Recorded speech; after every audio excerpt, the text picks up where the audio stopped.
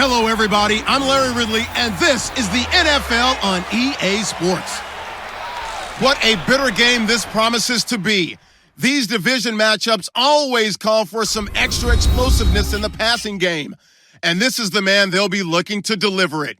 It's the Buccaneers going up against the Panthers. With that, we'll send it over to Davis. They've got the call in this Week 5 matchup. Thank you, Larry. It's hard to believe this place first opened 20 years ago in 1996. Bank of America Stadium, that's where we're at in Charlotte, North Carolina. Tonight, we wind up Week 5 with a good battle between the Tampa Bay Buccaneers and the Carolina Panthers. Alongside Charles Davis, I'm Brandon Gaudin. And Charles, we look at this Panther ball club as they interplay here. They come in losers of 2 straight, so they're trying to right the ship here a little bit. They're teetering a little bit, aren't they? And now things could really go south if they lose.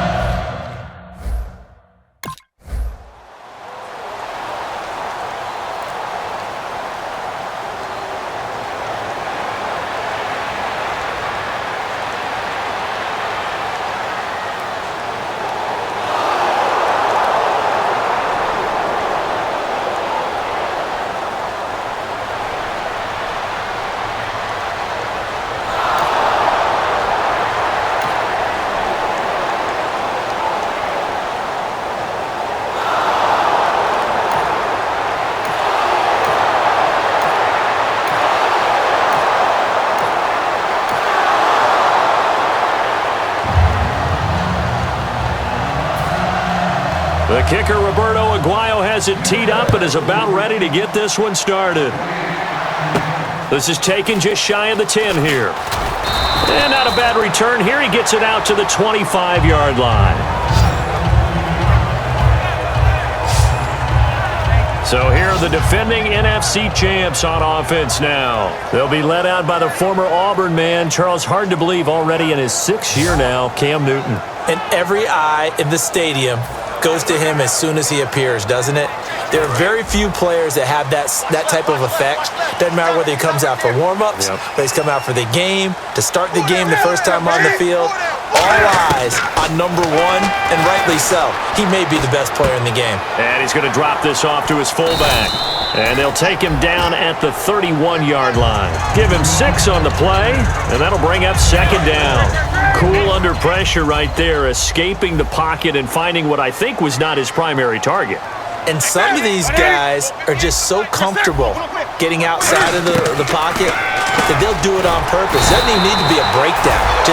They move, and they know it affects the defense, because a lot of times you get lost in coverage in the secondary, and I think you're exactly right. Wasn't his primary target. Found a secondary guy who sprang open, probably because of his movement out of the pocket. They go play action here on 1st down. And this is a catch by Ted Ginn. It's a gain of 24 that time. And it'll be a Carolina first. So after that big gain, let's see what else the offense has up its sleeve. And when an offense is doing a nice job selling the play-action pass, a lot of responsibility shifts to the linebackers. They're the ones that have to determine run or pass and get to the proper places on the field. The intended target that time was Jonathan Stewart, and now it's 2nd down. And what about this offense, Charles? Specifically, what about Jonathan Stewart? He makes sure everything goes. Put the ball in his chest and watch him run. Can run with power inside, but has enough speed that when he gets outside, he can cause a lot of trouble.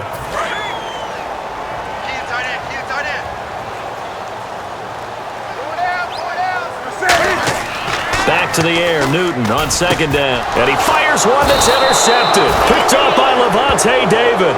And his crew will take over.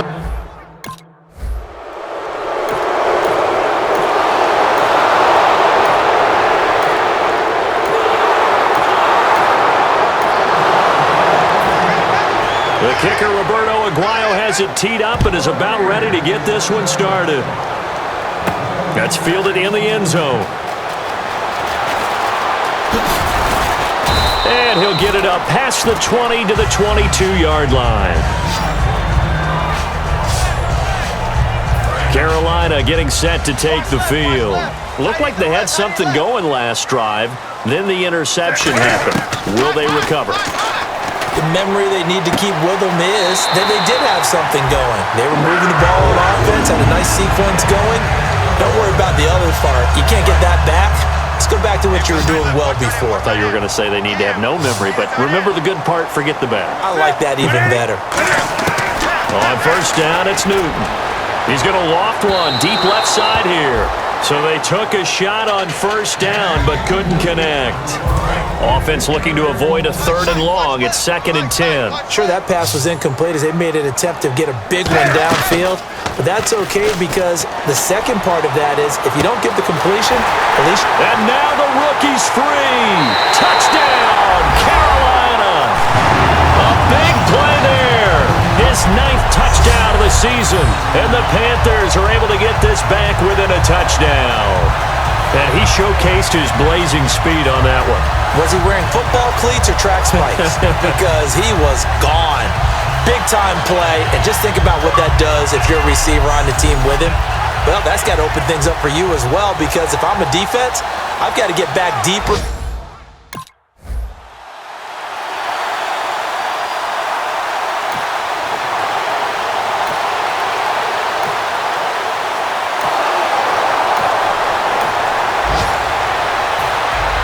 After the touchdown, Aguayo now ready for the kickoff. This is taken about 7 yards deep. And he will be brought down here at about the 17-yard line. Now the Panthers offense, they get set to come back onto the field. And they're going to need another score. Got one last time, but still down here. When you're playing catch-up, every position. In trouble here, and down he goes. Back at the 8-yard line. Clinton McDonald with a great push up front. He picks up the sack and a loss of 8.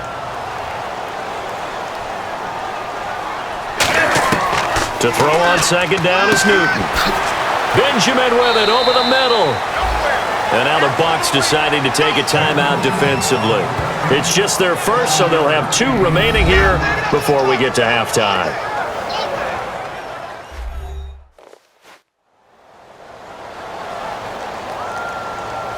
All right, so the timeout over and all 11 men back out onto the field for the defense.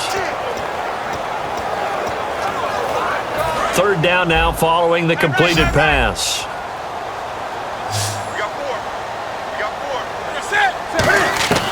Throwing on 3rd down, Newton. He hits Stewart in the flat. And the Buccaneers go ahead and take another timeout. So that means they're down to 1 remaining here as we head toward halftime.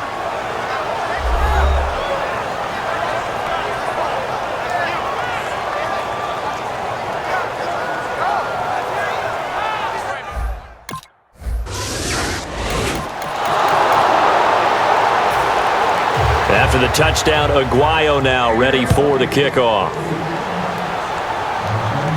That's fielded in the end zone.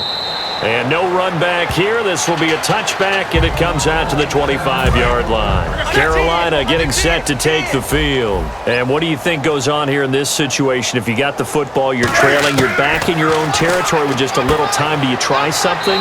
You're thinking about jump-starting.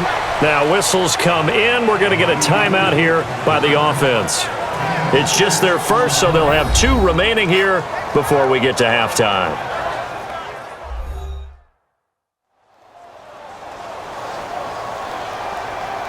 So the offense took the timeout. Looks like they're ready to go as we get set to resume the action. On second down, here's Newton. And to the tight end, Olsen, right side. They get 5 out of that one, and it moves the chains. There's a completion to the tight end, and I think that we're looking at something out of central casting, frankly. Absolutely. I mean, size, the hands. Speed. I mean, can flat out run. You put that whole... And no escaping this time as he'll go down. They got him for a sack. Clinton McDonald getting in there from his defensive tackle spot to snow him under for a loss of 4. Here's Newton now on second down. And he is going to lose yardage here. Now hold everything here. We're going to get a timeout by the offense. So that means they're down to 1 remaining here as we head toward halftime.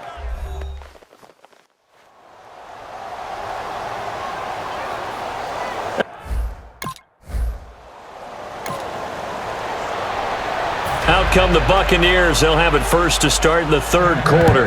They built a good first-half lead. Now they have a chance to add on to it. And what I'm thinking is that the offensive staff spent the entire halftime just working with them on, here's what we think they're going to do to attack us in the second half. Nice first half that we've had, guys, but be prepared for some change-ups. We're going to see them when we kick it off in the second half. See how they handle any adjustments that might be made defensively.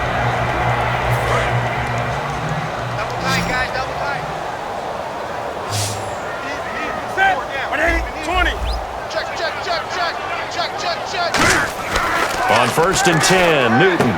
A dump off here to Stewart. And he'll get it up to the 33-yard line. 4 yards on the pick.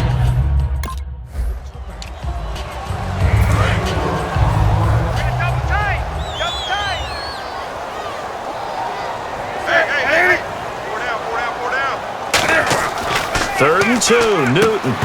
And incomplete. The contact made the ball roam free and brings up 4th down.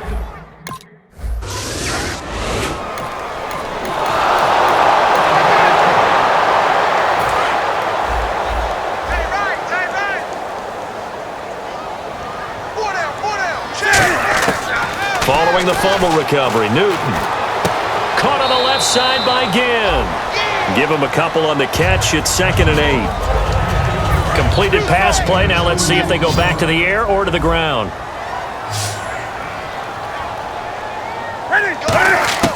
To throw on 2nd down is Newton. And they've got the hook up. This is Olsen. And he's able to get this one down to the 40-yard line. And after that completion, you can understand why so many teams in the league are emphasizing speed on defense at every position. The tight ends have created so many tough matchups now. If you can't run with a tight end as a linebacker, this is going to be the result every time. It's a 10-yard pickup, and it moves the chains. And there's a completion to the tight end. And look at the size of these players nowadays. At that spot, 6'4", 6'5", and up. A lot of guys used to be basketball players, somehow came back to football. That's really good for the game of football. You're getting better athleticism, great hand-eye coordination, guys who know how to control their bodies when they run their routes. And just in general, Charles, on a play like that, how tough is it for the defense to account for a running back essentially being a receiver downfield? It's very difficult, especially if the running back has skills like a receiver, and you're aware of that before the game even begins. So throughout your practice sessions, you're going to want to be aware of him. Where is he lining up? What can he do? What kind of damage can he do to us downfield? And who can match up with him without weakening our overall defense? You're exactly right. It's a tough task to match up to him. They were looking to get it to Kelvin Benjamin there, and that'll bring up 2nd down.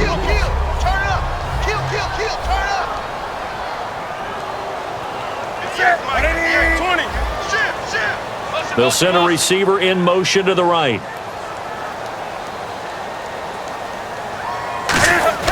On 2nd and 10, Newton. This will be caught at about the 6. 6 yards is the pickup, and that'll lead to a 3rd down. And that's one of his advantages of a passer, is it not? With his height, setting back there in the pocket, firing it over the middle, he can really see everything clearly. It is, and I know that other quarterbacks get it done different ways, all right? You don't have to be his height to make a great play.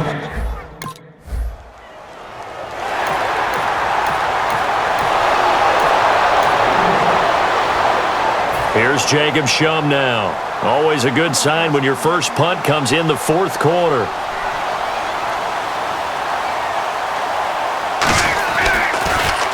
Now a high kick, almost a pooch punt. This is fielded at the 7. A good return there. Call it 13 yards. And the Panthers will get it here as they take possession. Cam Newton getting ready to go again on offense. So, Charles, there are the numbers. What's happened here? Defensive adjustments that's caused him to sort of fall off a bit? I think so. That has to happen. You've got to make some changes because in the first half, they were pretty effective. But the second part is sometimes when you're doing really well, you get off your game a little bit. You get off the gas a little. You're like, okay, we've got this thing. And that's not necessarily the case. Maybe right now, someone just needs to tell a joke in the huddle, loosen things up, and get their big guy going again. And down he goes, but he takes it up to the 40. Partner, it's a lot of fun watching the NFL now, isn't it? Because when the big fella runs routes, it used to be when we were kids, he'd run about 3 different routes, and that was it. Now he can run anything and catch the ball, as we just saw there. His throw incomplete. There are a good number of coaches that any time they call an in route are really worried about the play because there's so much traffic ordinarily that the ball has to get through to get to the receiver. And on that play, it was batted down. A play fake to Stewart. It's Newton. Had his hands on it, but dropped it. The rookie making a little bit of a rookie mistake. 3rd down. And on the outside, they're playing press coverage. We know it's not an easy job to go out and catch passes when people are trying to tackle you and knock the ball away. But the bottom line is, that's a pass he's got to have and a pass he should have caught. Gets it to Benjamin. It's caught. A nice pick up there, 10 yards, and it'll move the sticks. And in a 2-score game, obviously, every play, every 3rd down, like we saw there, magnified. Big pickup. It was a huge pickup. What they really want, though, is to not even get to 3rd down. They've got to maximize time and conserve as much as possible. And they're going to hurry back to the line now. Seeing that play and understanding just how tough it is to cover tight ends, especially the ones running around the NFL nowadays, makes me glad I didn't make it in that league. I would have had a really difficult time. But now you get to sit up here with me. Yeah, and that's fun, isn't it? And what a really nice gain right there on 1st down for them. Brings up a nice 2nd down for them. Newton on 3rd down. Completes it to Dixon. And he's able to pick up the 1st down here before he goes down at the 26. And quickly they get to the line. And Brandon, from our top football, where receivers weren't running the traditional NFL route. He rifles one that's intercepted. Picked up by Brad McDougal. And the return just out across the 15.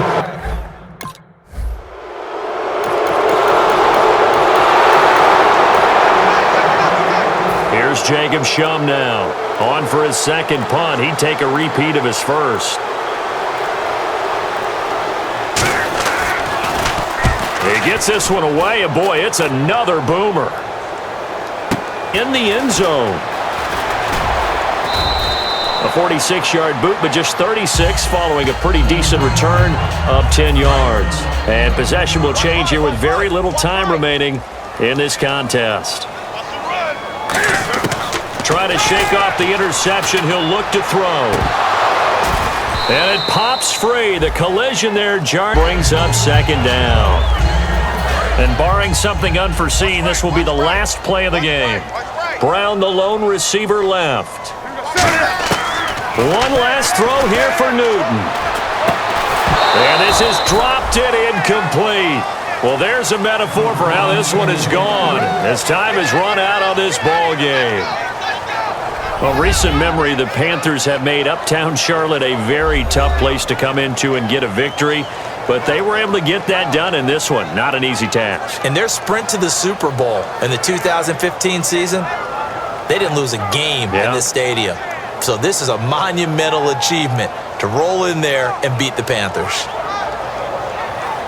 So for Tampa Bay, they move a step closer to 500 as their record improves to 2-3. And they'll be able to enjoy this one through the bye week before they get back at it again. Meanwhile, for Carolina, they drop below 500 to 2-3 with a loss. And they'll try to turn things around next week as they have a matchup in New Orleans against the Saints.